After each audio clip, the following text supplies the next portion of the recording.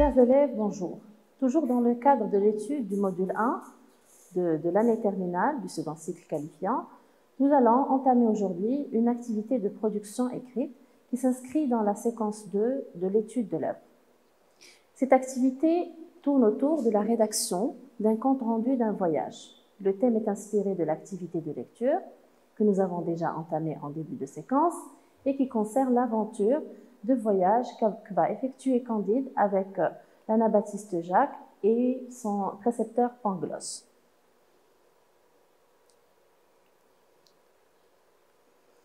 Alors, pour toute rédaction de récit et pour toute rédaction de séquences narratives, qui pourrait contenir aussi une séquence descriptive, nous allons essayer de voir cette fois-ci la rédaction d'un récit à la première personne du singulier, dans la forme personnelle, et qui englobe la narration, ou bien le récit d'une expérience de voyage. Alors, pour commencer, la consigne se présente comme suit. Vous avez entrepris un voyage organisé qui vous a profondément marqué. Rendez état ou racontez cette expérience tout en exploitant les procédés relatifs à ce type de texte, c'est-à-dire à la narration.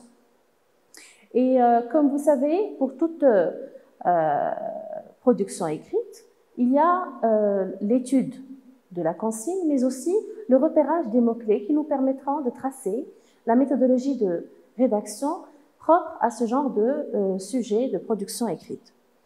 Donc, nous allons essayer de répondre à la question suivante.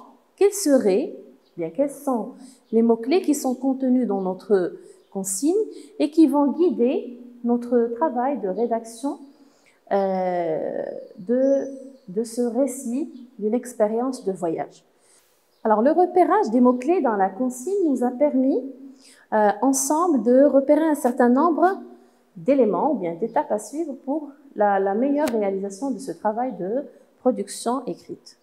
D'abord, nous allons entreprendre ensemble l'action de rédiger et qui est à l'objectif central, bien sûr, de cette activité. L'évocation d'expériences personnelles que vous allez entamer dans la rédaction. Et pour ceci, vous devriez faire appel à des souvenirs, souvenirs réels ou imaginaires, tout dépend de votre capacité de création. Bien sûr, à la première personne du singulier.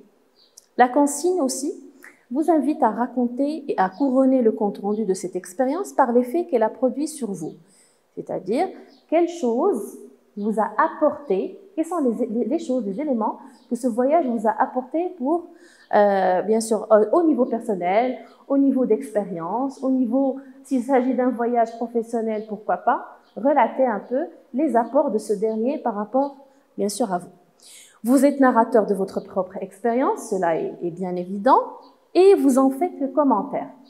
Donc, il est clair, d'après la consigne, qu'il y aurait une partie réservée dans la rédaction à la rédaction du sujet, bien sûr, bien du souvenir de voyage, et une deuxième partie qui est propre à l'effet de ce voyage sur vous. Et dernièrement, bien sûr, puisqu'on est dans le cadre, puisqu'il s'est demandé dans la consigne d'utiliser des techniques ou bien des outils qui sont propres à la narration, vous allez essayer d'exploiter le maximum de procédés déjà vus, que ce soit en première année bac, dans l'étude de plusieurs romans ou bien œuvres littéraires qui ont exploité un grand nombre de procédés techniques relatifs, que ce soit à la description ou bien à la narration. Parce que qui dit séquence narrative, on n'exclut pas la présence de description ou bien de quelques séquences descriptives dans le récit en question. C'est-à-dire qu'à ce niveau-là, le récit contiendra des procédés qui sont propres à la narration, mais bien évidemment aussi à la description, puisque le travail pourrait contenir des allusions, une description de lieu, de sentiments, d'une personne, etc. Alors, vous savez que dans tout travail de production écrite, il est nécessaire de faire un plan. Le plan, c'est le chemin de route que vous allez suivre pour réaliser la production écrite. Cette production écrite, elle serait organisée en plusieurs étapes, évolutives ou bien rétractaires. Vous pouvez faire un suivi d'action continuel qui progresse dans le temps ou bien qui fait un retour en arrière. Tout dépend de votre volonté d'écriture. Le récit suivra une logique narrative structurée, une progression des états et des actions. Et là, j'explique ce point, parce que lorsque vous êtes en train de relater un événement dans un cadre narratif, la possibilité de présence d'une séquence descriptive est très présente. Donc, lorsqu'il s'agit d'une progression des états, ce sera la description. Et lorsqu'il s'agirait de la progression au niveau des actions, ce sera la narration. Donc, vous pouvez varier à ce niveau-là dans votre planification ou bien dans la la préparation de votre plan de travail, un schéma narratif qui contient des étapes, peut-être avec des intervalles descriptifs si vous voulez le faire ou non. Alors, le schéma narratif serait la meilleure méthode à suivre pour un peu relater les événements que vous allez évoquer dans votre expérience personnelle de voyage. Et ce compte rendu, il devrait être à la fois événementiel que actionnel. Donc, vous devriez passer par un état initial, et on sait tous que l'état initial est un état de stabilité, dans lequel il y a la précision du cadre général de l'action, temps, lieu de l'action, actant dans le récit. Lorsqu'on parle d'actant dans le récit, ce sont les personnages de votre, parce que lorsqu'ils vont figurer dans votre expérience personnelle, lorsque vous allez raconter cette expérience, ces personnages ou bien les personnes, même si elles sont réelles, elles vont devenir des actants ou bien des actantes dans le récit. Et aussi concernant les circonstances de voyage, dans quelles conditions vous l'avez effectué, etc. Alors la deuxième étape capitale du schéma narratif, c'est l'action. L'action, elle pourrait englober tous les faits assurés par le narrateur ou les personnages, puisque le narrateur, il est lui-même personnage dans son propre récit. Et il y a aussi la progression des actions qui sont effectuées par le personnage narrateur. Et à ce niveau-là, on parle de compte-rendu des faits de manière suivie ou graduelle. Tout dépend. Si l'expérience de voyage est plate, c'est-à-dire qu'il y a un suivi continuel, il n'y a pas de perturbation après l'état initial, donc ça va être une présentation suivie des événements. Si elle est graduelle, ça veut dire qu'il va y avoir une perturbation qui va appeler le personnage à effectuer un certain nombre d'actions pour rétablir l'équilibre. Et à ce niveau-là, deux actions vont s'ajouter, ou bien deux étapes vont s'ajouter à nos trois étapes essentielles. Entre l'état initial et l'action, vous allez mettre un événement perturbateur. Et entre l'action et l'état final, avant bien sûr le retour à l'état de l'ordre, vous allez faire inclure un événement équilibrant. L'action, bien sûr, comme on a dit, elle englobe les faits assurés par le personnage de son propre récit, bien le narrateur de son propre récit, mais aussi les autres actants qui sont présents. Pour l'état final, il finalise l'action et vous pourrez choisir à ce moment-là d'introduire l'effet du voyage sur vous. Là, les avis sont différents. Certains d'entre vous préféreront mettre l'effet de ce voyage en début de rédaction, d'autres choisiront de le laisser à la fin, bien sûr. Tout dépend de votre volonté et de votre rythme, bien sûr, d'écriture. Après l'étape de planification du récit en question, vous aurez besoin de plusieurs techniques et outils qui vous aideront à mieux écrire et à mieux performer lors de l'exercice de rédaction. Alors, vous devriez vous munir de certaines techniques que vous avez déjà explorées dans les activités de lecture, dans les activités de langue, et même dans les activités de production écrite récentes ou bien précédentes. Donc, on prendra 3 volets dans lesquels on regrouperait un certain nombre de techniques et qui vous seront utiles dans la réalisation de votre travail de production écrite. Sur le plan organisation, comment devrait être mon travail sur le plan organisationnel, les temps de rédaction et les types de séquences que je vais introduire dans mon texte de rédaction, et finalement la stylistique par laquelle je vais embellir et chercher à accorder plus de dimension esthétique à mon travail de rédaction. Alors, sur le plan organisationnel, nous avons déjà traité le plan de la progression narrative, le schéma narratif, avec les étapes, état initial, événement perturbateur, action, événement équilibrant et situation finale. Nous aurons aussi à signaler à ce niveau-là que vous pouvez aller de façon suivie, c'est-à-dire de l'événement 1 et puis passer à l'événement 2, 3, 4 et ainsi de suite, ou bien commencer par le dernier effet, c'est-à-dire le narrateur après l'expérience, et ça c'est l'effet final, et le mettre en avant. Et tout le travail de rédaction serait un retour en arrière sur l'expérience. Donc tout dépend de votre volonté et de comment vous voyez, bien vous pouvez performer dans la chose. Alors, concernant cette progression, vous devriez choisir aussi votre position en tant que rédacteur. Dans le récit, est-ce que vous allez être un simple observateur des faits? Et à ce niveau-là, vous allez présenter un travail qui est écrit en point de vue externe et quelques intrusions d'interne pour relater votre sentiment personnel, puisque vous êtes vous-même personnage et témoin de l'action. Ou bien vous allez varier les points de vue, omniscience, interne et externe. Tout dépend de votre volonté de faire. Le temps de rédaction et les types de séquences. Alors, les temps du récit sont la vedette de tout travail de production écrite. Les valeurs aspectuelles des temps de récit varient selon leur emploi et leur place, leur positionnement dans le texte de rédaction. Alors, vous pouvez utiliser pour l'arrière-plan un imparfait, par exemple, pour relater les actions qui sont duratives, qui se prolongent dans le temps. Le passé simple pour les actions qui sont ponctuelles, s'il y a aussi une dynamique de l'action. Un plus que parfait, par exemple, pour relater le moment de départ par rapport à l'arrivée. Et à ce moment-là, vous allez expliquer ou bien exprimer l'antériorité par rapport à l'action qui est racontée dans l'épisode.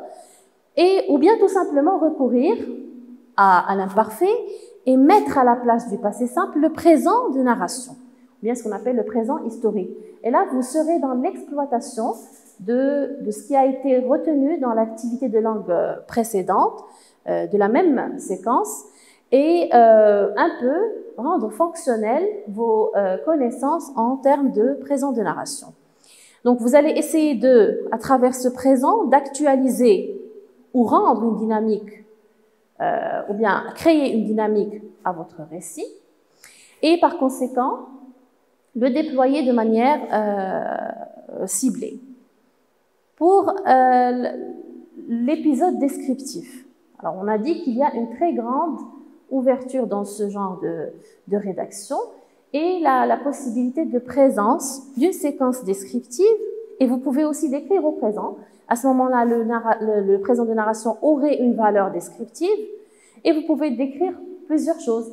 Votre sentiment à l'arrivée, votre sentiment à la fin de l'aventure, quelles sont les personnes qui étaient présentes, le lieu, on peut décrire le lieu qui est bien sûr au centre de la rédaction, ou bien les objets que vous avez, des petits souvenirs que vous avez ramenés de votre lieu de visite, etc.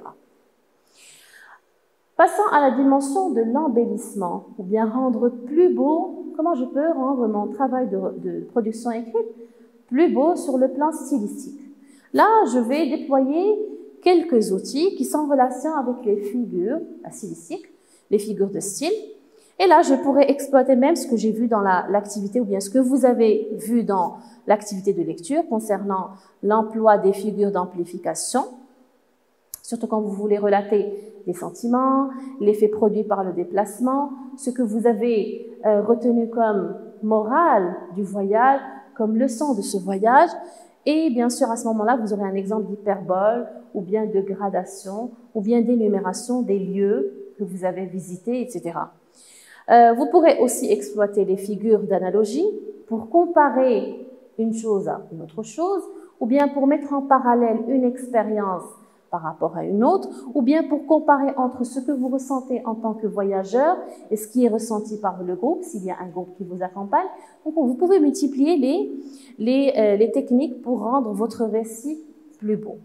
Alors, concernant le vocabulaire, vous pouvez utiliser des champs lexicaux en relation avec le voyage, le mouvement, les dimensions, l'espace, visiter la géographie aussi. Tout dépend de l'endroit où vous allez être présent et que vous allez relater dans votre récit.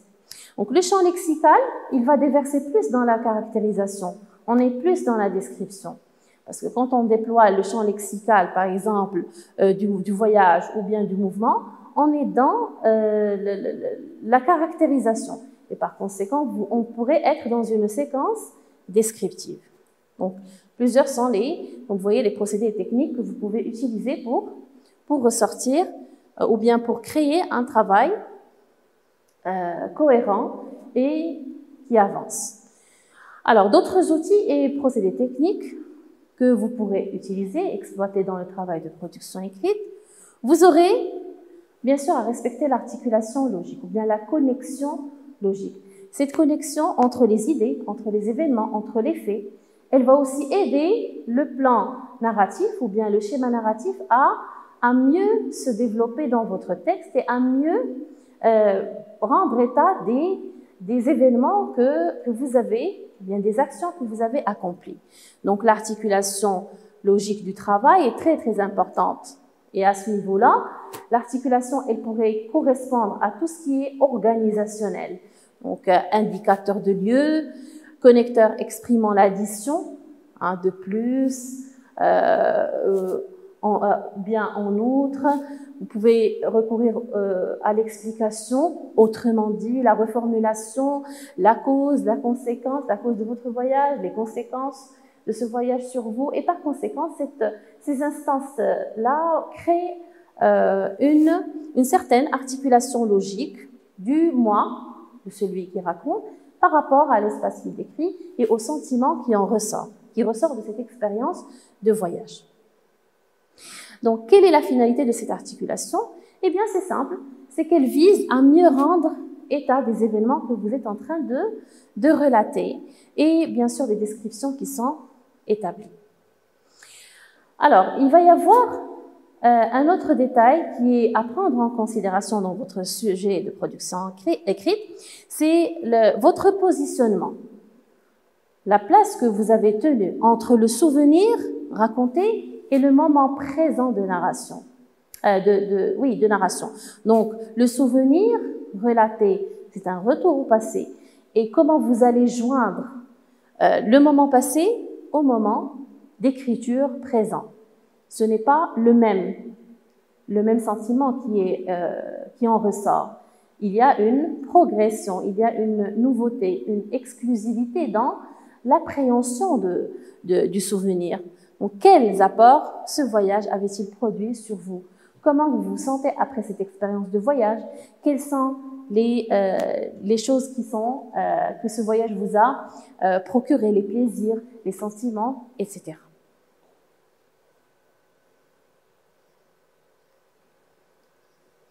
Bien sûr, pour l'étape finale de notre activité de production écrite, il est question maintenant de vous accorder la plume et de vous pousser à écrire, ou bien de vous inciter, de vous encourager à écrire une séquence relatant un compte-rendu d'un voyage que vous avez effectué.